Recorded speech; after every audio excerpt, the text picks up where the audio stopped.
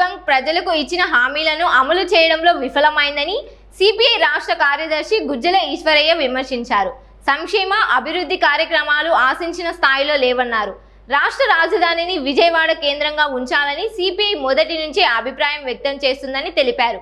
మహిళా బిల్లు పేరుతో ఎన్డీఏ ప్రభుత్వం గందరగోళం సృష్టించిందంటున్న గుజ్జల ఈశ్వరయ్యతో కేటీవీ ప్రతినిధి వినోద్ ఫేస్ టు ఫేస్. ప్రస్తుతం కూటమి ప్రభుత్వం వచ్చిన తర్వాత 2 సంవత్సరాలు కావస్తున్న తరుణంలో రాష్ట్రంలో జరుగుతున్న రాజకీయ విషయాలు కావచ్చు, మరియు రాష్ట్ర ప్రభుత్వం సంక్షేమ పథకాలు కానీ అభివృద్ధి ఫలాలు కానీ ఏ విధంగా ఇవ్వడంలో విఫలమైందని కానీ ప్రతిపక్షాలు విమర్శలు చేస్తున్న తరుణంలో ప్రస్తుతం మనతో పాటు సిపిఐ రాష్ట్ర కార్యదర్శి గుజ్జల ఈశ్వరయ్య అని ఉన్నారు. ఆయన అడిగి మరిన్ని విషయాలు తెలుసుకునే ప్రయత్నం చేద్దాం. అన్న, చెప్పండి, ప్రస్తుతం ఉపాధి హామీ కొంత కుంటుపడింది అని చెప్పేసి ప్రతిపక్షాలు వైసీపీ అధ్యక్షులు జగన్మోహన్ రెడ్డి కూడా ఆరోపిస్తున్నారు. అదేవిధంగా కొన్ని ప్రజా సంఘాలు కూడా వీటిపైన మాట్లాడుతున్నాయి. దీనిపైన మా సిపిఐ కార్యదర్శిగా మీరు ఎటువంటి స్పందన? మహాత్మా గాంధీ జాతీయ గ్రామీణ ఉపాధి హామీ పథకానికి సంబంధించిన దాంట్లో భారత కమ్యూనిస్ట్ పార్టీ సిపిఐగా ఇటీవలనే అనంతపురం సమతాగ్రామం దగ్గర నుంచి ఏదైతే 2005వ సంవత్సరంలో సోనియా గాంధీ గారు, మన్మోహన్ సింగ్ గారు అనంతపురం బండ్లపల్లి దగ్గర ఈ పథకాన్ని ప్రారంభించారో అక్కడి వరకు మేము పాదయాత్ర కార్యక్రమానికి శ్రీకారం చుట్టాం. ఈ సందర్భంగా కేంద్ర ప్రభుత్వాలు, రాష్ట్ర ప్రభుత్వాలు అవలంబిస్తున్నటువంటి విధానాలపైన స్పష్టంగా ప్రజలకు చెప్పడానికి కావాల్సినటువంటి ఒక ప్రయత్నం చేస్తూ ఉన్నాం. మహాత్మా గాంధీ జాతీయ గ్రామీణ ఉపాధి హామీ పథకానికి 20 సంవత్సరాల కాలంలో 2 కోట్ల నుంచి ప్రారంభమైనటువంటి ఈ యొక్క ఉపాధి హామీ పనులు 20 కోట్లకు చేరుకున్నటువంటి సందర్భం. దాదాపు 700 పైచిలకు జిల్లాల్లో దీన్ని అమలు చేస్తున్నటువంటి పరిస్థితి ఉంది. అలాంటిది ఈరోజు కేంద్రంలో అధికారంలోకి వచ్చినటువంటి ఎన్డీఏ ప్రభుత్వం నరేంద్ర మోడీ గారి నాయకత్వంలో క్రమంగా జాతీయ గ్రామీణ ఉపాధి హామీ పథకానికి నిధులు తగ్గించడమే కాకుండా చివరికి నిన్న నూతనంగా మహాత్మా గాంధీ పేరు తీసేసి విబిజీ రామ్జీ అనేటువంటి పేరుతో ఆ బిల్లును ప్రవేశపెట్టి కేంద్ర ప్రభుత్వం గతంలో 90% నిధులు కేటాయించేది, రాష్ట్ర ప్రభుత్వాలు 10% నిధులు కేటాయించేది. కానీ ఈరోజు రాష్ట్ర ప్రభుత్వాలు 40%, కేంద్ర ప్రభుత్వం 60% నిధులు ఇస్తుందని చెప్పేసి ఆ పథకాన్ని చేర్చడం. అదేవిధంగా గతంలో ప్రజలు ఎప్పుడు అడిగితే అప్పుడు జాతీయ గ్రామీణ ఉపాధి హామీ పథకంలో భాగంగా పని కల్పించారు. ఇప్పుడు అలాంటి పరిస్థితి కాదు. వాళ్ళు ఎప్పుడు అనుకుంటే అప్పుడు కల్పించేటువంటి దశగా ఆ చట్టంలో మార్పు తీసుకొని రావడం. గతంలో గ్రామ సభ పెట్టి గ్రామ సభలో నుంచి దానికి అధికారాలు బదలాయించేవాళ్ళు. ఈరోజు అలాంటి సమాఖ్య వ్యవస్థకు విఘాతం కలిగించే పద్ధతిలో పైనుంచే డైరెక్ట్గా నిర్ణయాలు తీసుకునే పద్ధతిలో ఈరోజు అలాంటి చట్టం తీసుకొని రావడం జరుగుతుంది. ఆ నేపథ్యంలోనే రాష్ట్ర ప్రభుత్వాలు డబ్బులు కేటాయించాలని చెప్పి ఏదైతే ప్రకటించారో ఆంధ్రప్రదేశ్ లాంటి రాష్ట్రం ఇప్పుడే అప్పులు కుప్పగా మారిపోయింది. దాదాపు 3,30,000 కోట్ల పైచిలకు అప్పులు చేసినటువంటి పరిస్థితి ఈ 2 సంవత్సరాల కాలంలోనే ఉంది. మరి 40% నిధులు కేటాయించమంటే ఇది సాధ్యమైనటువంటిది కాదు. కాబట్టి 40% రాష్ట్ర ప్రభుత్వాలు నిధులు కేటాయించలేదు కాబట్టి కేంద్ర ప్రభుత్వం ఈ పథకాన్ని ఎత్తేస్తూ ఉందని చెప్పడానికి కావాల్సినటువంటి ఒక దుర్మార్గకరమైన ప్రయత్నం ఈరోజు కేంద్ర ప్రభుత్వం, రాష్ట్ర ప్రభుత్వాలు చేస్తూ ఉన్నాయి. ఇందులో మేము డిమాండ్ చేసేది ఏంటంటే ఈ పథకం వచ్చిన తర్వాత గ్రామీణ ప్రాంతాల్లో వలస కూలీల సంఖ్య తగ్గి గ్రామాల్లో ఉన్నటువంటి ప్రజలు ఎంతో కొంత ఎండాకాలంలో పనులు కల్పించుకొని బతికేయడానికి, సొంత కాళ్ళపై నిలబడి బతికేదానికి అవకాశం ఉన్నది. అలాంటి అవకాశాన్ని కూడా ఈరోజు నీరుగార్చి రేపు కార్పొరేట్ సంస్థలకు, పట్టణ ప్రాంతాల్లో ఉన్నటువంటి కార్పొరేట్ సంస్థలకు కారు చౌకగా కూలీలను తీసుకొని పోయేటువంటి లక్ష్యంతో ఇందులో కార్పొరేట్ కుట్ర కూడా దీన్ని గొంతు పిసికి నులిమేసి చంపేస్తే తద్వారా దీనికి కావాల్సినటువంటి కూలీలు మనకు దొరుకుతారు అనేటువంటి దాంట్లో భాగంగా కార్పొరేట్ సంస్థల యొక్క కుట్ర కూడా ఇందులో ఉంది. దానికి కేంద్ర బీజేపీ ప్రభుత్వం, ఎన్డీఏ గవర్నమెంట్ తల ఊపినటువంటిది ఇక్కడ కనిపిస్తుంది. 2వ అంశం ఇందులో ఉన్నటువంటిది మహాత్మా గాంధీ పేరును తొలగించడంలో సైద్ధాంతిక పరమైనటువంటి తేడాలే ఇక్కడ పూర్తి స్థాయిలో కనిపిస్తూ ఉన్నాయి. దానికి ప్రధానమైన కారణం మహాత్మా గాంధీని చంపింది ఎవరంటే నాథురామ్ వినాయక్ గాడ్సే. నాథురామ్ వినాయక్ గాడ్సే ఎవరంటే బీజేపీ, ఆర్ఎస్ఎస్, జనసంఘకు సంబంధించినటువంటి వ్యక్తి. కాబట్టి ఒక జాతిపితను చంపినటువంటి నెపం 100 సంవత్సరాల కాలంగా మోస్తూ ఉంది. కాబట్టి దాని నుంచి బయటపడడం కోసం గాంధీ అనేటువంటి పేరునే తొలగించాలి. నిన్నటి వరకు నెహ్రూ గారు, అంతకుముందు ఇందిరాగాంధీ గారు, నెహ్రూ గారు అయిపోయారు. కాబట్టి ఇప్పుడు గాంధీ మహాత్ముడి పేరు తీసుకొని వచ్చి గాంధీ మహాత్ముడినే చరిత్ర లేకుండా చేయడానికి కావాల్సినటువంటి ఒక ప్రయత్నం బీజేపీ చేస్తున్నటువంటి కుట్రలో భాగంగా ఈరోజు జరుగుతుంది. దీన్ని చంద్రబాబు నాయుడు గారు కానీ, పవన్ కళ్యాణ్ గారు కానీ దీన్ని భిన్నమైనటువంటి వాదనలు వినిపిస్తూ ఉన్నారు. చంద్రబాబు నాయుడు గారి పార్టీ ఏమో రాష్ట్రాలు భరించలేవని చెప్పేసి శ్రీకృష్ణదేవరాయలు గారు ఆయన మాట్లాడతారు. కృష్ణదేవరాయలు ఎంపీ, నరసరావుపేట ఎంపీ పార్లమెంట్లో మాట్లాడాడు. కానీ అదే జనసేనకు సంబంధించినటువంటి ఎంపీ బాలశౌరి గారు రాష్ట్రాలు భరించకపోతే ఎట్లా అని చెప్పేసి కేంద్ర ప్రభుత్వానికి అనుకూలంగా మాట్లాడినటువంటి పరిస్థితి కనిపిస్తుంది. అంటే పరస్పరము భిన్నమైనటువంటి ప్రకటన ఇవ్వడం ద్వారా ప్రజలను కన్ఫ్యూజన్లోకి నెట్టేసి ఈ పథకాన్ని ఎత్తేయాలన్నటువంటి కుట్ర నడుస్తుంది. దట్టు ఈ ఎండాకాలంలో జరగాల్సినటువంటి పనులు కానీ, 200 రోజులు పని దినాలు కానీ, అదేవిధంగా వాళ్ళకు కావాల్సినటువంటి కూలి పెంచాలనే అంశం కానీ ఏ ఒక్కటి నెరవేరలేదు. ఎందుకంటే ఇప్పుడు నిధులే తగ్గించేశారు. రోజులు 125 రోజులకు పెంచామన్నారు. ఈ 20 సంవత్సరాల కాలంలో, ఈ పథకం వచ్చినటువంటి 20 సంవత్సరాల కాలంలో ఏ రోజు భారతదేశ వ్యాప్తంగా 53 రోజుల కంటే మించి జరిగినటువంటి పాపాన పోలేదు. కాబట్టి ఇవన్నీ కూడా ఒక మసిపూసి మారేడుకాయ చేసి ప్రజలను మభ్యపెట్టేటువంటి పద్ధతిలో ఈరోజు కేంద్ర ప్రభుత్వాలు, రాష్ట్ర ప్రభుత్వాలు ప్రయత్నం చేస్తున్నాయి. అందుకని గ్రామీణ కూలీలు, వలస కూలీలు ఎవరైతే ఉన్నారో, ఉపాధి కోసం ఎదురు చూస్తున్నటువంటి వాళ్ళు, జాబ్ కార్డు హోల్డర్స్ ఎవరైతే ఉన్నారో అలాంటి వాళ్ళంతా కూడా పెద్ద ఎత్తున ఆందోళనకు సిద్ధంగా అమ్మని చెప్పేసి మేము పిలుపునిస్తా ఉన్నాం. అదేవిధంగా చూసుకుంటే ఇప్పుడు ఎలక్షన్లో పేదలకి పోయిన గవర్నమెంట్ 1.5 సెంట్ ఇచ్చింది. అది ఎందుకు సరిపోదు ఇల్లు కట్టుకోవడానికి. మేము వచ్చిన తర్వాత 3 సెంట్లు ఇస్తామని చెప్పినారు. ప్రభుత్వం ఏర్పడి 2 సంవత్సరాలు కావస్తున్నా పేదలకు దాన్ని నెరవేర్చే దాంట్లో కొంత అలసత్వం అనేది ఏర్పడింది. మీరు దీనిపైన ఎటువంటి అభిప్రాయం? మేము ఈ కూటమి ప్రభుత్వం అధికారంలోకి వచ్చినటువంటి తొలి రోజుల్లోనే మీ ఎన్నికల మేనిఫెస్టోలో ప్రకటించిన ప్రకారం మీరు పట్టణ ప్రాంతాల్లో 2 సెంట్లు, గ్రామీణ ప్రాంతాల్లో 3 సెంట్లు ఇల్లు కట్టుకోవడానికి 4 లక్షల రూపాయలు ఇస్తామని చెప్పి మీరు వాగ్దానం చేశారు. ఆ వాగ్దానాన్ని అమలు చేయండి అని చెప్పేసి 26 జిల్లాల్లో నాడు లక్షల అప్లికేషన్లు ఫిల్ చేసి మేము ప్రభుత్వానికి కలెక్టర్ల ద్వారా అందజేయడం జరిగింది. ఒక్కొక్క కలెక్టరేట్ దగ్గర 4,000 మంది, 5,000 మంది, 7,000 మంది వచ్చినటువంటి పద్ధతుల్లో కూడా ఆందోళన చేసి ప్రభుత్వానికి సామరస్యపూర్వకంగా విజ్ఞప్తి చేశాం. రేపు బడ్జెట్లో ఒక 10,000 కోట్ల రూపాయలు డబ్బులు కేటాయించండి. 4 లక్షల రూపాయలు అనేటువంటిది సరిపోదు. 5 లక్షల రూపాయలు ఇల్లు కట్టుకోవడానికి అవకాశం ఇవ్వండి. జగన్మోహన్ రెడ్డి గారు ఇచ్చినటువంటి 1 సెంటు, 1.5 సెంటు అనేటువంటిది ఇల్లు కట్టుకోవడానికి సులభమైనటువంటి మార్గం కాదు. కొండల్లో, గుట్టల్లో, వాగుల్లో, వంకల్లో ఇచ్చారని చెప్పి మీ ప్రభుత్వమే ప్రకటించినటువంటి నేపథ్యంలో దాన్ని అక్కడ 2 సెంట్లు, 3 సెంట్లు ఇవ్వమని చెప్పేసి మేము డిమాండ్ చేస్తున్నాం. రాష్ట్ర రాజధానిగా అమరావతిని చట్టబద్ధం చేసి పార్లమెంటు అన్నింటిలో ఆమోదం పొందిన తర్వాత చట్టబద్ధమైంది.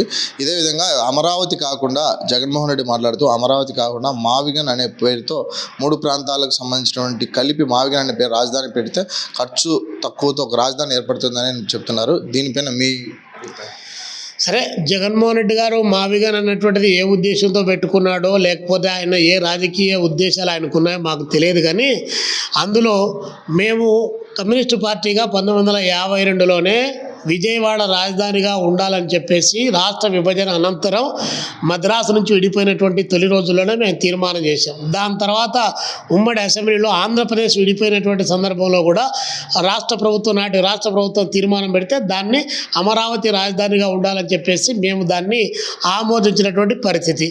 దానికోసం అమరావతిలో రాజధాని ఏర్పాటు చేయాలి. చుట్టూ ఉన్నటువంటి విజయవాడ కానీ, గుంటూరు కానీ అన్ని ప్రాంతాలను, వాటితో పాటు వెనకబడ్డటువంటి రాయలసీమ, ఉత్తరాంధ్ర ప్రాంతాలను కూడా డెవలప్ చేయాలన్నటువంటిది మా యొక్క పార్టీగా మా విధానపరమైనటువంటి నిర్ణయం.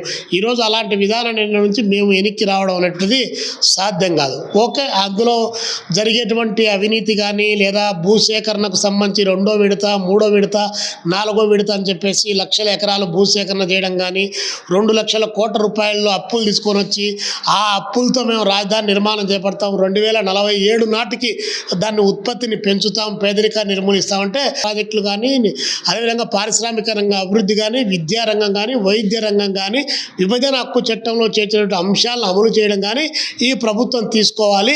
కేవలం రాజధాని చుట్టే తిప్పి మొత్తం అభివృద్ధిని అంతా ఒక చోట కేంద్రీకరిస్తే జరిగినటువంటి పరిణామం 50 సంవత్సరాల తర్వాత మనం ముళ్ళ సంఖలో పెట్టుకొని వచ్చి రాజధాని లేనటువంటి ప్రాంతంలో ఒక రూమ్ కూడా లేనటువంటి పద్ధతిలో మనం ఇక్కడ నిర్మాణం చేపట్టాం. మళ్ళీ అలాంటి పరిస్థితి రావద్దనేటువంటి ఉద్దేశంతో పాలకులు హెచ్చరిక చేస్తూ వెనకబడ్డ ప్రాంతాలకు ప్రయారిటీ ఇవ్వాలనేది మా డిమాండ్. పార్లమెంటులో ఏ విధంగా అయితే ఎన్డీఏ ప్రభుత్వం మహిళా బిల్లు ప్రవేశపెట్టిన తర్వాత అది వీగిపోవడం జరిగింది. ఎందుకు ఇంతగా సపోర్ట్ చేయకపోవడానికి కొన్ని ప్రతిపక్షాలు కానీ విపక్షాలు కానీ ఎందుకు దీన్ని సపోర్ట్ చేయలేదు? అసలు కేంద్ర ప్రభుత్వం మహిళా బిల్లు అనేటువంటి దాన్ని పార్లమెంట్లోనే ప్రవేశపెట్టలేదు. ఎందుకంటే మహిళా బిల్లు కాదు పెట్టింది 131వ రాజ్యాంగ సవరణకు సంబంధించినటువంటిది. అదేవిధంగా నియోజకవర్గాల పునర్విభజనకు సంబంధించి డీలిమిటేషన్కి సంబంధించి కేంద్రపాలిత ప్రాంతాల యొక్క హక్కులు ప్రొటెక్ట్ చేసేటువంటి ఈ 3 బిల్లులు కేంద్ర ప్రభుత్వం ప్రవేశపెట్టింది. మహిళా బిల్లు 2023లోనే అన్ని రాజకీయ పక్షాల మద్దతు ఆమోదం పొందింది. ఆమోదం పొందినటువంటి దాన్ని నీడలో ఈరోజు దానికి సంబంధించి 2023లో మీరు ఏం మాట్లాడారు, మీ అమిత్ షా గారు ఏం మాట్లాడారు, మీ నరేంద్ర మోడీ గారు ఏం మాట్లాడారు, మీరు ఆ సందర్భంగా చెప్పిన మాట ఏంది? 2034లో మహిళా బిల్లును ఆమోదించే దానికి సంబంధించిన దాంట్లో డీలిమిటేషన్ చేసి నియోజకవర్గాల పునర్విభజన చేసి దానికి అనుగుణంగా మహిళలకు రిజర్వేషన్ కల్పిస్తాం, అప్పుడు ఇంప్లిమెంట్ చేస్తామని చెప్పి మీరు చెప్పారు.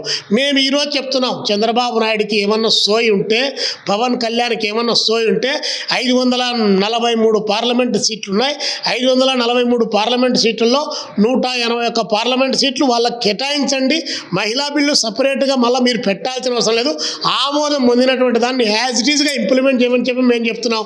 మీకు అది లేదు, మీకు ఆ గట్స్ లేదు.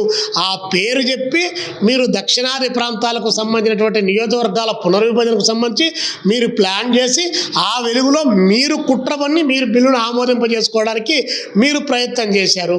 అప్పుడు 230 మీకు తెలుసు బలం లేదని, 2/3 మెజార్టీ కావాలి. 2/3 మెజార్టీ కావాలంటే మీకు దాదాపు 283 మీకు సీట్లు కావాలి. మీకు ఆ బలం లేదనే విషయం మీకు తెలుసు. కాబట్టి మీకు బలం లేకపోయినా 2/3 మెజార్టీ లేకపోయినా మీరు పార్లమెంట్లో ఈ బిల్లులు ప్రవేశపెట్టారు. అందులో డీలిమిటేషన్కు సంబంధించిన దాంట్లో ఇక్కడ ఉన్నటువంటి దక్షిణాది రాష్ట్రాలకు 1970లో నాటి యూనియన్ గవర్నమెంట్ ఏదైతే పిలిపించిందో, ఒక్కరు ముద్దు ఇద్దరు పిండితే చిక్కులు మెండని ఏదైతే ఇచ్చిందో ఆ పిలుపును దక్షిణాది రాష్ట్రాలు కంప్లీట్గా వాటిని అమలు చేశాయి. కాబట్టి జనాభాను నియంత్రించాయి. కాకపోతే ఏంటంటే ఈ బిల్లు ఆమోదం కాకపోతే జరిగినటువంటి 5 రాష్ట్రాల ఎన్నికల్లో లబ్ధి పొందడానికి, ఒకవేళ ఆమోదం పొందలేదంటే చూడండి వీళ్ళు వ్యతిరేకించారు, మేము మహిళలకు న్యాయం చేయాలంటే వీళ్ళు వ్యతిరేకించారని చెప్పడానికి 2 వైపుల నుంచి రాజకీయ లబ్ధి పొందడానికి చేసినటువంటి ఎత్తుగడ తప్ప మీ ఆరిజన్, మీ ఆర్ఎస్ఎస్, మీ విహెచ్పి, మీ బజరంగ దళ్, మీ పార్టీలు ఏంటి మేము అడుగుతున్నాం? మణిపూర్లో బట్టలిప్పి నాగాల మధ్య, కుకీల మధ్య, తెగల మధ్య సగు వస్తే బట్టలిప్పి పరిగెత్తించి వారిని నగ్నంగా ఊరేగిస్తే మరి 59 ఇంచీలు ఉన్నటువంటి నరేంద్ర మోడీ గారు ఎందుకు అడగలేకపోయారు? లేకపోతే బల్కిస్ బాను ఆమె గర్భవతిగా ఉంటే ఆమెను రేప్ చేసి ఆమె బిడ్డను తీసుకొని బండకేసి కొట్టి చంపినప్పుడు ఈ ప్రధానమంత్రి గారు ఏం నోరెందుకు పడిపోయింది? లేకపోతే ఆసరాంజీ బాబ్జీ గారు పోయి రేప్ చేస్తే వాడిని పెరోల్ పైన వదిలినా పొద్దు మీ యొక్క మహిళా రక్షణ ఏమైపోయింది? లేదంటే ఉన్నావులో జరిగినటువంటి ఘటనలో మహిళలు రేప్ చేస్తే మీ ఘటన ఏమైంది? 8 సంవత్సరాల ఆసిఫాను గుళ్ళో పెట్టి రేప్ చేస్తే అప్పుడు ఏమైపోయినారు మీరంతా? కాబట్టి మీరా మహిళల హక్కుల గురించి మాట్లాడేది? వాళ్ళట పక్కన పెట్టు. ఇక్కడ ఉన్నారు ఆంధ్రప్రదేశ్లో 3 రుణాలీలు ఉన్నారు, అంటే రాజస్థాన్లో మహిళలు అందరూ కూడా అవేర్ అయి ఉన్నారు. మీరు 3 కాదు కదా 30 సభలు పెట్టి మీరు ప్రచారం చేసిన చంద్రబాబు నాయుడు గారిని రాష్ట్రంలో నమ్మేటువంటి వాడే లేడని ఘంటాపదంగా చెప్తా ఉన్నాం. మీరు ఈరోజు తమిళనాడుకు పోయి మీరేం మాట్లాడారు? 1994లో మీరు అదే స్టాలిన్ గురించి ఏం మాట్లాడారు? దాని తర్వాత మళ్ళీ మీరు వాజ్పేయి గురించి ఏం మాట్లాడారు? తిరిగి నరేంద్ర మోడీ గురించి ఏం మాట్లాడారు? మళ్ళీ ఇప్పుడు తిరిగి నరేంద్ర మోడీ గురించి ఏం మాట్లాడుతున్నారు? కాబట్టి మీది నాలుక లేకపోతే తాటి మట్ట అని చెప్పేసి ప్రజలు అంటున్నారు. మిమ్మల్ని మించినటువంటి ఊసరవీలులు, మిమ్మల్ని మించినటువంటి అవకాశవాదులు ఈ రాష్ట్రంలో ఇంకొకడు ఉండకూడదు, అలాంటి వాళ్ళు పుట్టకూడదు అని చెప్పి మేము కోరుకుంటా ఉన్నాం. సార్ ఇప్పుడు రాష్ట్రంలో ఎస్సీ రిజర్వ్డ్ పైన గెలిచినటువంటి ఎమ్మెల్యే ఎవరైతే సత్యవేడు ఆదిమూలం ఇంకా కొంతమంది మాట్లాడడం ఏంటంటే ఎస్సీ రిజర్వ్డ్ ఎమ్మెల్యేకి మేము గెలిచాం ఇప్పటికీ కూడా మాకు సరైనటువంటి విలువలు వాల్యూలు ఇవ్వడం లేదు అని చెప్పేసి మొన్నటివి కూడా వాళ్ళ కుమారుడు మాట్లాడుతూ మేము పెట్టినటువంటి ఖర్చులు ఏమైతే ఇస్తే మేము పార్టీ నుంచి పోతాం, ప్రభుత్వం నుంచి కూడా వైదొలుగుతామని చెప్తున్నారు. అంటే రాష్ట్ర వ్యాప్తంగా ఉన్నటువంటి ఎస్సీ హోదాలో ఉన్నటువంటి ఎమ్మెల్యేలు కానీ ప్రజాప్రతినిధులు కానీ వారికి సరైనటువంటి న్యాయం జరుగుతుందా, వాళ్ళకు సముచిత స్థానం ఉందా లేదా? రాష్ట్రంలో ఒక ఎస్సీ ఎమ్మెల్యేలే కాదు, బీసీలకు సంబంధించిన దాంట్లో కూడా చంద్రబాబు నాయుడు గారు ఎస్సీల పైన, ఎస్టీల పైన, బీసీల పైన విశ్వాసాన్ని కోల్పోయి వారు ఎక్కడ ఏ ఆందోళన చేసినా, వాళ్ళు ఏ అంశాలు చెప్పినా కూడా చంద్రబాబు నాయుడు గారు వినగలిగినటువంటి పరిస్థితుల్లో లేడు. ఆయన వాళ్ళ వితిన్ ద పార్టీలో కూడా కొంతమందికి గైడ్ చేస్తూ ఉన్నాడు. మనం వీళ్ళందరినీ పట్టుకోవడం ద్వారా పెద్ద ప్రయోజనం ఏమీ లేదు, మనం చెబుతూ ఉంటాం వీళ్ళ గురించి, వీళ్ళ హక్కులు కాపాడాలని చెప్పి మనం డిమాండ్ చేస్తూ ఉంటాం. కానీ గతంలో ఉన్నటువంటి జగన్మోహన్ రెడ్డి గారి గవర్నమెంటు ఎమ్మెల్సీలు కానీ, ఎంపీలు కానీ, అదేవిధంగా 4 ఉప ముఖ్యమంత్రులు కానీ ఎస్సీ, ఎస్టీ, బీసీలకు ఇచ్చినాడు. కానీ అతను ఏమాత్రం కూడా లబ్ధి పొందలేకపోయాడు.